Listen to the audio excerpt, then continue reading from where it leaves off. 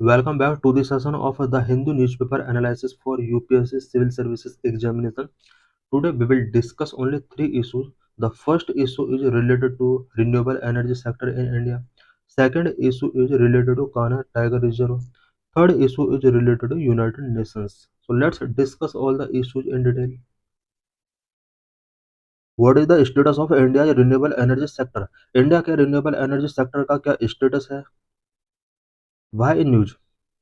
India's clean energy transition is gaining momentum. In 2024, India added 24.5 gigawatt of solar energy capacity, making India the third largest contributor globally after China and US, making it a key player in the global shift towards renewables. India का clean energy transition momentum gain कर रहा है. Last year 2024 में India ने 24.5 gigawatt solar energy capacity build किया है. आज India China and US के बाद third largest solar energy contributor है. The United Nations Secretary General's 2025 climate report recognizes India alongside Brazil and China as leading developing country in scaling solar and wind energy. United nation secretary generals की 2024 की climate report के according India, Brazil and China के साथ साथ solar and wind energy को boost करने वाले developing countries के साथ ये वर्क कर रहा है. India's leadership in establishing the international solar alliance is laudable. India जिस तरह से इंटरनेशनल सोलर अलायंस को लीडरशिप कर रहा है, ये एक लॉडेबल इनिशिएटिव हो सकता है इंडिया का. की renewable sources in India. India में रिन्यूएबल सोर्स कौन कौन से हैं? Number one, solar power. It dominate source of clean energy with significant installed capacity. Solar power India में क्लीन एनर्जी का एक डोमिनोस सोर्स है और इंडिया में इंस्टॉल्ड कैपेसिटी इसका सिग्निफिकेंट है. National institute of solar energy for research and development also established in India. Solar energy को increase करने के लिए इंडिया में national institute of solar energy for research and development establish किया गया. Number two, wind power. India has substantial wind energy potential, particularly in state like Rajasthan, Gujarat and Tamil Nadu. India के कुछ special state such as Rajasthan, Gujarat and Tamil Nadu में wind energy potential काफ़ी substantial है. India also has national institute of wind energy supporting its development. India में wind energy को support करने के लिए national institute for wind energy भी इस्टेब्लिश किया गया है. Number three, hydro power. Hydro power is a significant contributor in clean energy with untapped potential in small hydro project specially in the Himalayan and north eastern region. Himalayan and north eastern region में hydro power से related potential बहुत ज़्यादा है. Number four, green hydrogen. It is an emerging area with plans to integrate surplus renewable energy for its production. India में green hydrogen का production भी एक emerging area है और इसके थ्रू रिन्यूएबल एनर्जी को काफ़ी बूस्ट किया जा सकता है. India's renewable energy sector. India's renewable energy sector has grown significantly, exceeding 200 gigawatt of total renewable capacity. India में रिन्यूएबल एनर्जी सेक्टर सिग्निफिकेंट तरीके से ग्रो कर रहा है. Total renewable energy sector capacity का 200 गीगावाट स्टेब्लिश कर चुका है. इट मीन्स इंडिया 200 गीगावाट तक रिन्यूएबल एनर्जी कैपेसिटी अब तक स्टेब्लिश कर चुका है. The country's renewable energy mix is dominated by solar and wind power, supported by policy interventions and international collaboration like International Solar Alliance. India के अंदर renewable energy की अगर बात की जाए तो सोलर एंड विंड पावर एक डोमिनेंट इसके अंदर एनर्जी की फॉर्म है. इट मीन्स ये दोनों ही रिन्यूएबल एनर्जी के सोर्स हैं, but solar and wind power इनमें डोमिनेंट में है. Policy interventions and international collaboration like international solar alliance जैसी पॉलिसीज ने बहुत ज़्यादा सपोर्ट किया है सोलर एंड विंड पावर को इंक्रीज करने के लिए. Future plans include increasing renewable capacity to 500 gigawatt by 2030, expanding decentralised energy system and integrating green hydrogen. India का रिन्यूएबल एनर्जी सेक्टर का जो फ्यूचर प्लान है वो ये है कि 2030 तक रिन्यूएबल एनर्जी कैपेसिटी को 500 गीगावाट तक हमें इंक्रीज करना है. साथ ही एनर्जी सिस्टम को डिसेंट्रलाइज करना है एंड ग्रीन हाइड्रोजन को इंटीग्रेट करने के लिए भी फ्यूचर में वेरियस इनिशिएटिव्स टेकिंग किए जाएंगे. Key achievement and milestone of India. Renewable energy sector में इंडिया के क्या क्या अचीवमेंट रहे हैं? Number one, 50% non fossil fuel capacity. As of July 2025, non fossil fuel sources account for 50% of India total installed capacity. India की total installed capacity जो है वो 484.8 गीगावाट है। But non fossil fuel sources का जो इसमें रोल है वो 50% तक हो चुका है। नॉन फॉजिल फ्यूल के लिए हमारे इंडिया में 242.8 गीगावाट तक कैपेसिटी बिल्ड हो चुका है। Number of global standing, India ranks four globally in overall renewable energy capacity and third in solar power capacity. Overall renewable energy capacity के हिसाब से इंडिया फोर्थ रैंक पर है। सोलर पावर कैपेसिटी के हिसाब से इंडिया पूरे वर्ल्ड में थर्ड रैंक पर है। Number three, significant growth, solar capacity has been increasing rapidly, increasing by over 39 times from 2.82 gigawatt in 2014 to 110.9 gigawatt by June 2025। India में सोलर एनर्जी कैपेसिटी रैपिडली तरीके से इंक्रीज हो रही है और 2014 के कंपेयर में 2025 में 29 टाइम्स तक इंक्रीज हो चुका है। 2014 में इंडिया के अंदर 2.82 गीगावाट कैपेसिटी थी, जबकि 2025 में 110.9 gigawatt energy capacity, solar energy capacity हमारे यहाँ पर इंक्रीज हो चुकी है। Future outlook of India, number one, 500 gigawatt target. India aims to surpass 500 gigawatt of non-fossil fuel energy capacity by 2030। India का 2030 का जो एम है वो non fossil fuel energy capacity को बिल्ड करना है और 500 गीगावाट तक इसको लेकर जाना है। Number two, decentralisation systems, expansion of off grid solar micro grids and solar irrigation pumps for enhanced rural energy access. Number three, integrated solutions. India aims to focus on smart grids, pumped hydro, and battery storage to manage renewable energies variability. Number four, urban integration. Initiative to promote rooftop solar and wind turbines in urban areas. Urban areas में rooftop solar and wind turbines को promote करने के लिए India in future initiative taking करेगा। Several initiative taken by Indian government to address climate, climate से address करने के लिए गवर्नमेंट ऑफ इंडिया के द्वारा क्या क्या इनिशिएटिव्स टेकिंग किए गए हैं। Number one, national action plan on climate change, NAPCC, launched in 2008। The NAPCC identified 8 national missions to promote understanding of climate change, adaptation and mitigation, energy efficiency and natural resource conservation। NAPCC India में 2008 में launch किया गया था। NAPCC के under 8 national missions को identify किया है जो कि climate change, adaptation and mitigation, energy efficiency, natural resource conservation को अंडरस्टैंड करने के लिए एक इम्पोर्टेंट रोल प्ले कर सकते हैं। Number two, state action plan on climate change, SAPCC।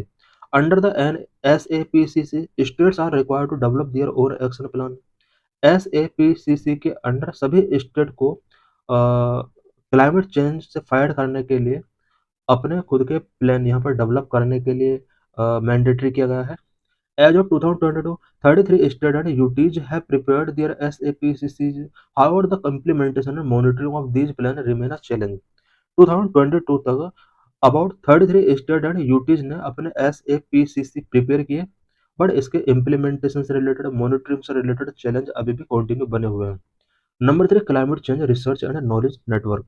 The government has supported various research initiative and knowledge network to enhance understanding of climate change impacts and responses. Government ने climate change impacts and response को understand करने के लिए या understanding को enhance करने के लिए various research initiative and knowledge network establish किए हैं। These include the National Network Program on Climate Change Modeling, Aerosol and Coastal Vulnerability। Number four, International Solar Alliance। It promotes the widespread adoption of solar energy, enhancing global cooperation in renewable energy। Renewable energy sector में global cooperation को enhance करने के लिए, solar energy को wide spread adopt करने के लिए India ने इंटरनेशनल सोलर अलायंस को लीडरशिप गिवन किया। Number five, goal of net zero by 2070। India's commitment to achieve net zero emission by 2070 marks a significant shift towards absolute emission reduction। India ने absolute emission reduction के लिए 2070 तक एक target रखा हुआ है, net zero emission target. Number six, enhanced nationally determined contribution (NDCs), setting ambitious target for reducing emissions intensity and increasing renewable energy capacity। Emission intensity को reduce करने के लिए एंड रिन्यूएबल एनर्जी कैपेसिटी को increase करने के लिए NDC के under ambitious target set किए जाते हैं। NDC means nationally determined contribution.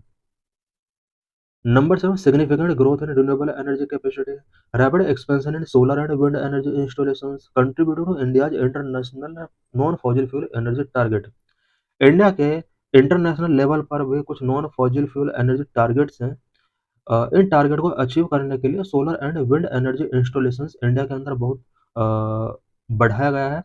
Number 8, Indian emissions carbon trading scheme establishing a carbon trading system to incentivise emission reductions and support sustainable economic growth. India में carbon trading scheme launch किया गया so that emissions को reduce किया जा सके and sustainable economic growth को support given किया जा सके। Number 9, coalition for disaster resilient infrastructure CDRI focus on building resilient infrastructure to withstand climate induced disasters. Climate induced disasters के साथ विद स्टैंड करने के लिए इंडिया में रिसिलेंट इंफ्रास्ट्रक्चर बिल्ड किया गया। Number 10, green development pact under G20 presidency integrating green development principles into global economic practices, showcasing India's leadership in sustainable development. Global economic practices में green development principles को integrate किया गया। It means यहाँ पर G20 presidency जो India ने किया, इस G20 प्रेसिडेंसी के ड्यूरिंग इंडिया ने ग्रीन डेवलपमेंट पैक्ट यहाँ पर साइन किया। Issue of fossil CO2 emissions, fossil CO2 emissions से रिलेटेड क्या क्या इशू है। Global fossil CO2 emissions increasing year by year. In 2024, global CO2 emissions were increased by 0.8% compared with 2023. In 2023, it was rise by 1.2% compared with 2022. Global fossil CO2 emissions year by year increase हो रहे हैं। 2024 में global CO2 emissions 2023 का compare में 0.8% तक increase हुआ। वहीं 2023 में ग्लोबल CO2 एमिशंस 1.2% तक इंक्रीज हुए compared with 2022। In 2023, the largest absolute contributions to global fossil CO2 emissions were from China, US, India and European Union. 2023 में फॉजिल CO2 एमिट करने वाले जो लार्जेस्ट कंट्रीज रहे हैं वो चाइना सबसे ज़्यादा यहाँ पर फॉजिल CO2 एमिट करने वाला कंट्री रहा, 31% के लिए रिस्पॉन्सिबल है। US सेकंड नंबर पर 13% के लिए रिस्पॉन्सिबल है। इंडिया थर्ड नंबर पर 8%, European union 7%। These four regions account for 59% of global fossil CO2 emissions, while the rest of the world contribute 41%. China, US, India and European Union ये चार region overall global fossil CO2 emissions का 59% के लिए responsible है। बाकी जो world है वो 41% के लिए रिस्पॉन्सिबल है। The 2024 global carbon budget project fossil carbon CO2 emissions of 37.4 billion ton, up 0.8% from 2023. 2024 में एक्सपेक्ट किया गया कि ग्लोबल फॉजिल CO2 एमिशंस जो रहा है टोटल वो 37.4 बिलियन टन तक रहा है। इट मीन्स इसके आसपास ही लगभग 2024 में ग्लोबल CO2 एमिशंस रहा होगा। चाइना ने 12 बिलियन टन CO2 रिलीज किया, वहीं यूएस ने 4.9 billion ton, India 3.2 billion ton के आसपास फॉजिल CO2 एमिट किया होगा। मैप में हम देख सकते हैं कि China top fossil carbon CO2 emitter country है, सेकंड नंबर पर यूएस, थर्ड नंबर पर इंडिया है। Global per capita fossil CO2 emissions, the global per capita fossil CO2 emissions in 2023 1.3 ton of carbon per person per year. 2023 में global per capita fossil CO2 emissions जो रहा है वो 1.3 ton carbon per person per year रहा है। It means globally पर capita fossil CO2 emissions का जो रेट है वो 1.3 टन रहा है। पर capita fossil CO2 emissions country wise पर कैपिटा फॉजिल CO2 एमिशंस क्या रहे हैं। यूएस में 3.9 टन रहा है, चाइना में 2.3 टन रहा है, यूरोपियन यूनियन में 1.5 टन रहा है, इंडिया में 0.6 टन रहा है। हम देख सकते हैं कि पर कैपिटा फॉजिल CO2 एमिशंस के रिस्पेक्ट में चाइना सेकंड नंबर पर है, जबकि एब्सोल्यूट एमिशन के रिस्पेक्ट में चाइना टॉप पर था। यूएस यहाँ पर टॉप नंबर पर है, वहाँ सेकंड नंबर पर था। इंडिया यहाँ पर फोर्थ नंबर पर काउंट किया गया है। What is the Paris agreement on climate change, climate change से रिलेटेड पेरिस एग्रीमेंट जो हुआ था उसके अंदर क्या क्या प्रोविजन किए गए थे। A legally binding global agreement under the United Nations framework convention on climate change UNFCCC के under legally binding global agreement किए गए, adopted in 2015 during UNFCCC COP21. COP21 2015 में पेरिस एग्रीमेंट एडॉप्ट किया गया था. It aims to combat climate change and limit global warming to below 2 degree Celsius above the pre-industrial level with an ambition to limit warming to 1.5 degree Celsius. Paris agreement का जो main aim था वो climate change से combat करना and global warming को 2 degree Celsius के below रखने का यहाँ पर टारगेट रखा गया. Replace Kyoto Protocol. Paris Agreement replaced the Kyoto Protocol, which was an earlier agreement to deal with climate change. Paris agreement ने क्योटो प्रोटोकॉल को रिप्लेस किया जो कि अर्लियर क्लाइमेट चेंज को डील करने के लिए एक एग्रीमेंट था. Set out a framework for countries. The Paris Agreement 2015 set out a framework for countries to work together to reduce greenhouse gas emissions, adapt to the impact of climate change, and provide support to developing countries in their efforts to address climate change. Paris agreement जो 2015 में हुआ था इसने green house gas emissions को reduce करने के लिए सभी कंट्रीज को टुगेदर वर्क करने के लिए एक फ्रेमवर्क सेट किया. साथ ही क्लाइमेट चेंज के इम्पैक्ट को विदस्टैंड करने के लिए एंड डेवलपिंग कंट्रीज के लिए डेवलप्ड वर्ल्ड को सपोर्ट गिवन करने के लिए यहाँ पर कुछ इनिशिएटिव टेकिंग किए गए. एनडीसीज क्या होते हैं? As per Paris Agreement, each country is required to submit and update their NDCs in every 5 years, outlining their plans for reducing greenhouse gas emissions and adapting to climate change. NDCs are pledges made by all countries to reduce their greenhouse gas emissions and to adapt to the impact of climate change. NDCs countries के द्वारा made किए गए self please हैं जो कि अपने अपने countries में ग्रीन हाउस गैस के एमिशंस को रिड्यूस करने के लिए यहाँ पर एक टारगेट सेट करने होते हैं. इसके अंदर पेरिस एग्रीमेंट में एनडीसीज यहाँ पर फिक्स किए गए और ये प्रोविजन किया गया है कि सभी कंट्रीज अपने एनडीसी को एवरी 5 ईयर में अपडेट करेंगे एंड जो भी टारगेट है वो सबमिट करेंगे so that green house gas emissions को रिड्यूस किया जा सके एंड क्लाइमेट चेंज के साथ अडॉप्ट किया जा सके. In this lecture we will discuss about Kanha tiger reserve. Why news? A male tiger and 2 female cubs have been found dead inside the Kanha Tiger Reserve in Madhya Pradesh. Madhya Pradesh के Kanha tiger reserve में एक male tiger and 2 female कब्स dead found हुए हैं. This is 6th tiger death in KTR in 2025. In MP states overall death toll of tigers this year is 39. 2025 में Kanha tiger reserve के अंदर ये 6th tiger death हुआ है. ओवरऑल टाइगर्स की अगर बात की जाए एमपी के अंदर इस ईयर 39 टाइगर्स का डेथ हो चुका है. की facts about Kanha tiger reserve. Kanha tiger reserve से रिलेटेड की फैक्ट्स क्या क्या हैं? Kanha tiger reserve is one of the India first 9 tiger reserves under project tiger. Project tiger के अंडर फर्स्ट 9 टाइगर रिजर्व्स पहले इस्टेब्लिश किए गए थे. कान्हा टाइगर रिजर्व उन्हीं 9 में से एक है. Location situated in the Maikal range of Satpura mountain system, stranded in Mandla and Balaghat district of MP. Kanha tiger reserve Satpura mountain system के मैकाल रेंज के अंदर सिचुएटेड है. Establishment of Kanha tiger reserve. Established in 1955 as a national park, it was declared a tiger reserve in 1973. Kanha tiger reserve पहले 1955 में national park के तौर पर establish किया गया था. 1973 में इसको टाइगर रिजर्व के तौर पर डिक्लेयर कर दिया गया. Unique fauna. Hard ground barasingha. It is the state animal of MP. Kanha is exclusive home to this vulnerable species. Barasingha MP का स्टेट एनिमल है और कान्हा टाइगर रिजर्व जो है वो बारहसिंगा जो कि एक वल्नरेबल स्पीसीज है उसके लिए एक स्पेशल होम है. Tigers. The reserve is a crucial habitat for tiger. Kanha tiger reserve के अंदर टाइगर्स को यहाँ पर एक क्रूशियल हैबिटेट मिलता है. Other species also host leopard, dholes, hyenas, gaurs and wide variety of birds and reptile species भी यहाँ पर मिल जाएंगे. Unique flora.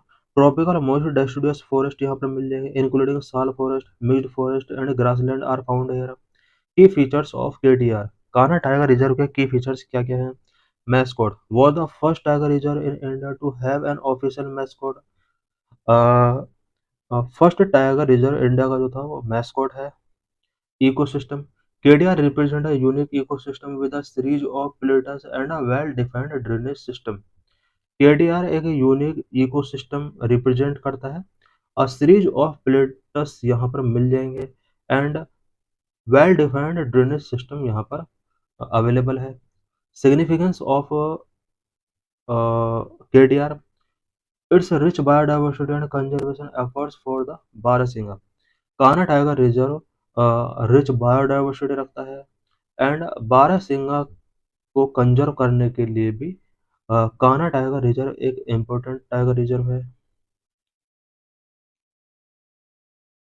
In this session, we will discuss about United Nations. We will also discuss about various organs and specialized agencies of United Nations. About United Nations. The United Nations organization was formed on 24th October 1945 in USA. It aims to perform two major tasks. Number one, maintain peace among nations and promotes welfare activities. Number two, settle disputes between nations through negotiation and prevent wars. United Nations organisation 24 अक्टूबर 1945 में USA में form किया गया। इसके mainly उस time पर दो objective थे। नंबर वन, सभी मेंबर कंट्रीज के बिटवीन पीस मेंटेन करना एंड वेलफेयर एक्टिविटीज को प्रमोट करना। नंबर टू, कंट्रीज के बिटवीन डिस्प्यूट को सेटल करना और इसके लिए नेगोशिएशंस के बेस पर ये इनिशिएटिव इसके द्वारा टेकिंग करने का एम रखा गया। साथ ही इन फ्यूचर अगर कोई वॉर होता है उस पॉसिबिलिटी को प्रिवेंट करना भी इसका एक मेन एम था। Significance of United Nations.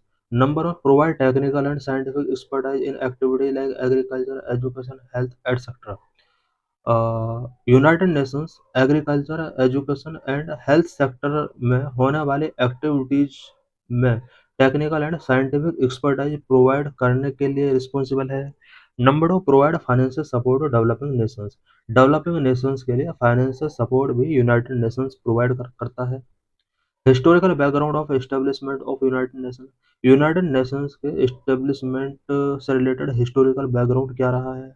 The rivalry between countries led to two major world wars in the first half of 20th century. First half of 20th century में कंट्रीज के between बहुत ज़्यादा rivalry बढ़ गया था और इसकी वजह से टू वर्ल्ड वॉर हुए।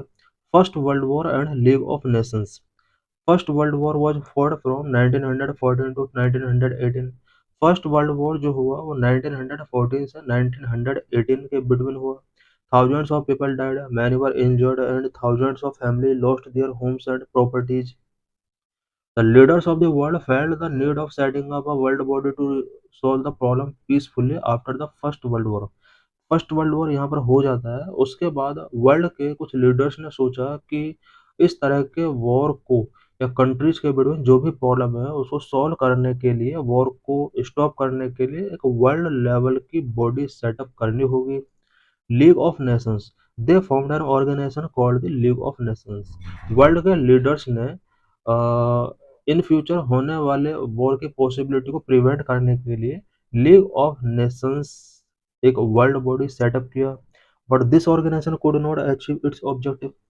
इस लीग ऑफ नेशन के जो भी ऑब्जेक्टिव्स थे इस ऑर्गेनाइजेशन ने उनको अचीव नहीं किया। Reasons for failure of league of nation. League of Nations यहाँ पर फेल हो जाता है। इट मीन्स इसके जो भी ऑब्जेक्टिव्स थे ये उन ऑब्जेक्टिव्स को अचीव नहीं कर पाता है। अब इसके बिहाइंड क्या क्या रीजंस थे? Number one, USA the most powerful country in the world was not its member.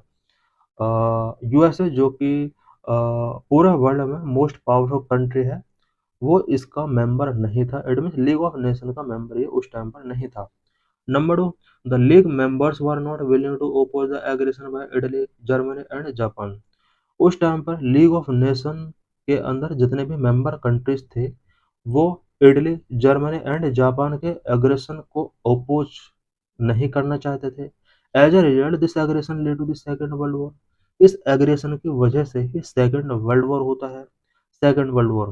The Second World War was started in 1939 when Hitler invaded Poland. It was the first truly global war and more destructive and severe than the First World War. Second world war 1939 में start होता है जब Hitler ने Poland पर attack किया, वहां से ये स्टार्ट होता है। ये फर्स्ट ट्रूली ग्लोबल वॉर था जो कि मोर डिस्ट्रक्टिव था एंड फर्स्ट वर्ल्ड वॉर के कंपेयर में वेरी सीवर था। Atom bomb was first use in this war. Second world war में पहली बार एटम बम का यूज किया गया। The USA dropped two atom bombs on Hiroshima and Nagasaki in Japan on 6th August and 9 August 1945 respectively. USA ने two atom bomb Hiroshima and Nagasaki जो कि Japan के big city हैं 6 अगस्त and 9 अगस्त 1945 को इसने ये ड्रॉप किए। These two cities were reduced into ashes within minutes. The leaders of the world felt the need of setting a world body to avoid the repetition of such a war and to bring peace to the war-stricken people. World के leaders ने again ये think किया कि world में इस तरह के war के रिपीटेशन को अवॉइड करने के लिए एक वर्ल्ड बॉडी हमें सेटअप करनी होगी।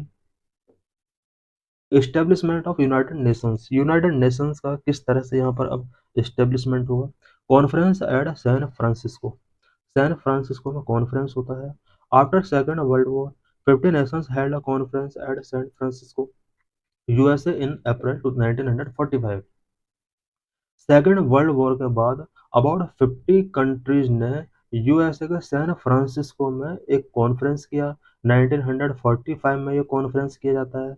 यहाँ पर सबसे इम्पोर्टेंट चीज़ ये है कि यूएसए ने पहली बार एटम बम जापान के ऊपर ड्रॉप किए और यहीं पर ये मीटिंग की जा रही है। यही कंट्री है जो लीडिंग कर रहा है कि किस तरह से इस तरह के वॉर को प्रिवेंट करने के लिए एक वर्ल्ड लेवल बॉडी होना चाहिए।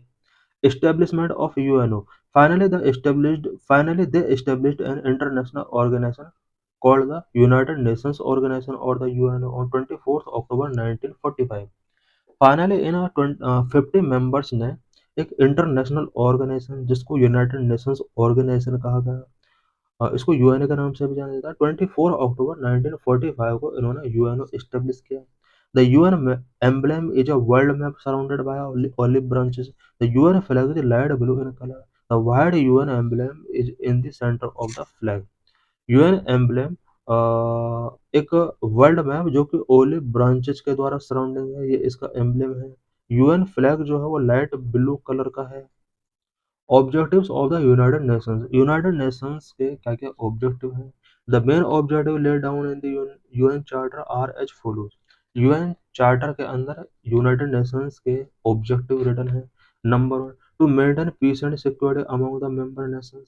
सभी मेंबर नेशंस के बिटवीन पीस एंड सिक्योरिटी को मेंटेन कराना इसका मेन वर्क है। Number 2, to develop friendly relations and cooperation among the member state. सभी मेंबर स्टेट के between friendly relation and cooperation को डेवलप करना भी इसका मेन ऑब्जेक्टिव है। Number 3, to cooperate with every nation in solving the social, economic, cultural and humanitarian problem peacefully.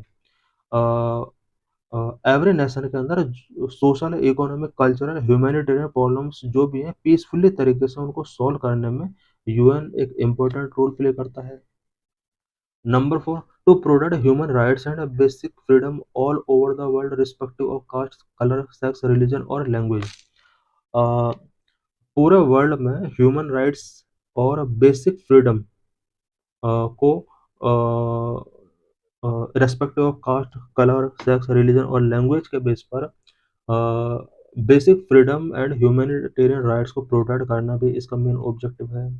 Membership of the United nations का membership कोई country कैसे taken कर सकता है। To become a member of united UNO a country must be peace loving and willing to accept the aims, objective and rules of the UN charter. कोई भी country जो UNO का member बनना चाहता है वो पीस लविंग कंट्री होना चाहिए।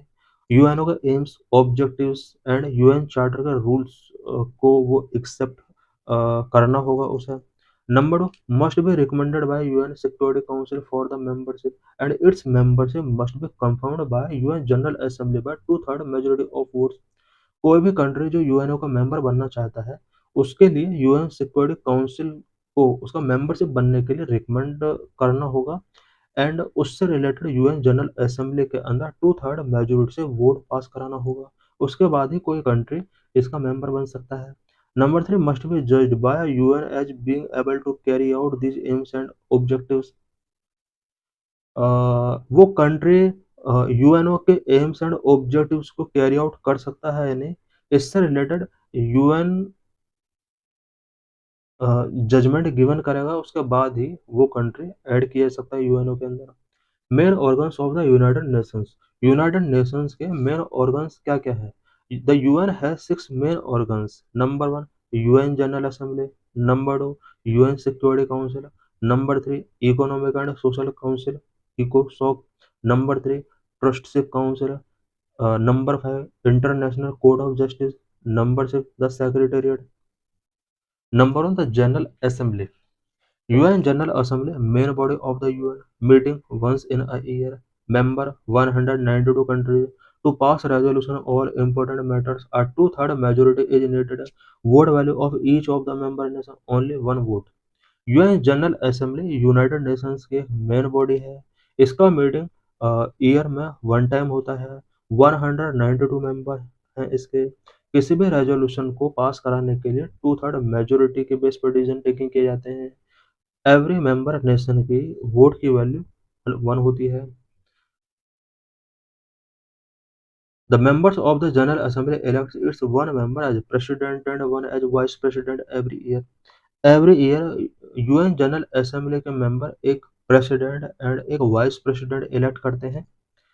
द यूएनजीए फंक्शन, इसके मेन फंक्शंस क्या क्या होते हैं? To discuss the matter of UN charter, UN charter के मैटर को डिस्कस करना एक मेन फंक्शन है। It also approve the budget of UN, UN के लिए बजट अप्रूवल से रिलेटेड गिवन यही करता है, अप्रूवल गिवन यही करता है। Number 2 the Security Council. It is the most powerful organ of the United Nations. UNSC maintain peace and security in the world. Total members 15. Permanent members 5. The total 10 members are elected by the General Assembly on for 2 years. The permanent members the UK, US, China, Russia and France. UN Security Council United nations का एक most powerful organ है। पूरे world में piece and security को maintain करना इसका main objective है। UN Security council के अंदर टोटल 15 मेंबर होते हैं। इसमें 5 परमानेंट मेंबर होते हैं। अदर 10 मेंबर जो होते हैं यूएन जनरल असेंबली के द्वारा 2 ईयर के लिए इलेक्ट किए जाते हैं।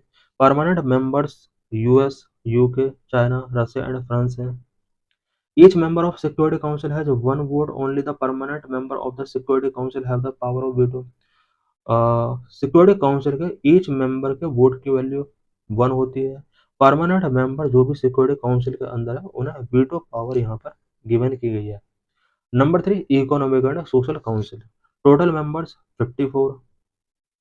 Each member is elected for a period of 3 years, meeting twice in a year. The purpose of इकोसॉक, इकोसॉक means economic and Social council का जो मेन पर्पज है, number 1 to fulfil the social and economic objective of UN, UN के जो भी social and economic objective है उसको fulfil कराना इसका मेन ऑब्जेक्टिव है। Discuss the economic problem like starvation, poverty, floods, famines etcetera and social issues like health, education, child welfare etcetera. कुछ economic problems such as starvation, poverty, floods, famines etcetera की से related problem को discuss करना है। कुछ social issues like health, education, child welfare, इन सभी से रिलेटेड प्रॉब्लम को सॉल्व करने के लिए डिस्कशंस करने के लिए इकोनॉमिक एंड सोशल काउंसिल एक इम्पोर्टेंट रोल प्ले करती है। To suggest way to resolving them, इन सभी को रिजॉल्व करने के लिए इसको कुछ वे सजेस्ट करने होते हैं।